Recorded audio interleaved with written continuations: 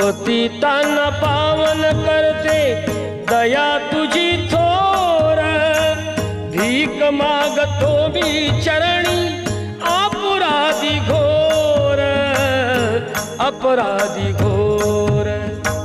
क्षमा करी क्षमा करी क्षमा करी बा विठ्ठला, अंगी नाही त्राण, मिळे जाणे मुक्ती ऐसे द्यावे मज ध्यान।